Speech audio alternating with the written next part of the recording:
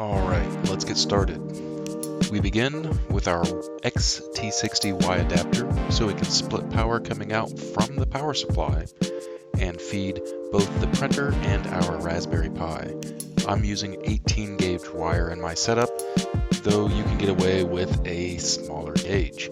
One split goes to an LM2596 buck converter so we can adjust the voltage as needed, and the other goes to the printer itself. Connect the Y adapter to the printer's power supply and get ready to adjust the voltage of the buck converter. There are several options available on Thingiverse to mount your converter. The one shown here is available in a link in the description.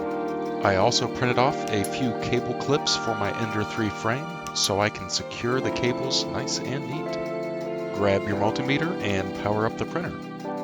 You are going to adjust the buck converter till you get to 5 volts on the output side of the converter using this adjustment screw.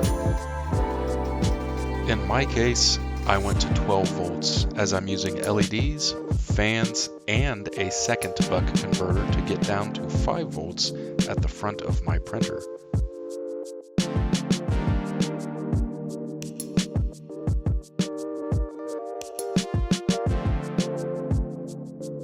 Once we have our voltage set, snap the case together so it can be mounted in its new home.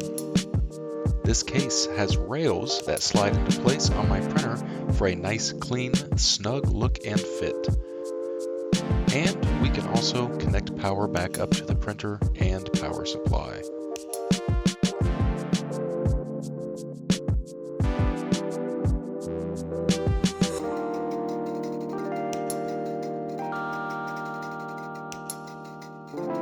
Next, with the cable clips I printed, I secured my loose wires to the frame. Make sure not to pinch any wires while doing this.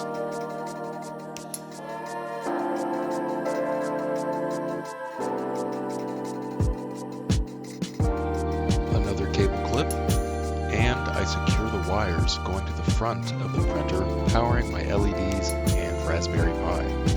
Again, be sure not to pinch any wires when using these clips. We now have 2 power lines, the original 24 volt line going to the printer and a new 5 volt or 12 volt line going to our Raspberry Pi. In my case, I'm using 12 volts and then dropping it down again to 5 volt with a second buck converter. My 5 volt line is spliced into a micro USB cable to power the Raspberry Pi. We'll connect all that once the hardware is mounted. The mount I chose also has an SD card adapter and a switch mount I made for 2 buttons to control LEDs I've mounted on the top of the frame. It also allows me to use the stock mounting screws to secure it into place. Links for all of these items, as well as an in-depth write-up, can be found in the description below.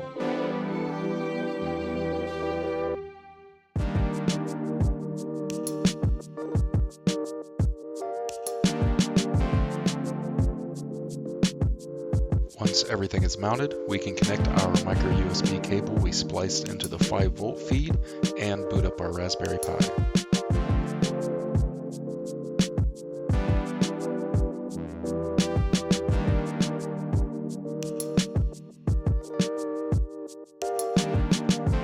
I was able to find a 12-inch angled USB to micro USB cable that fits almost perfectly in this situation, and then added a strip of tape on the 5 volt pin inside the USB cable to avoid the Pi from feeding feedback voltage into the printer's controller.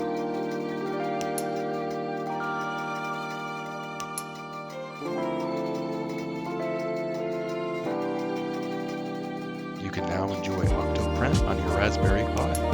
I opted for the touchscreen in my build, and it gives me full access to my printer's functionality.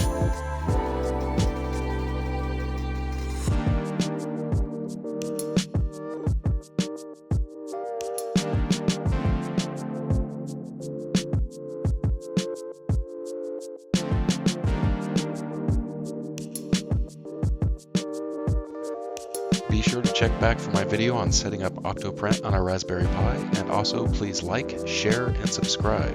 More videos coming soon.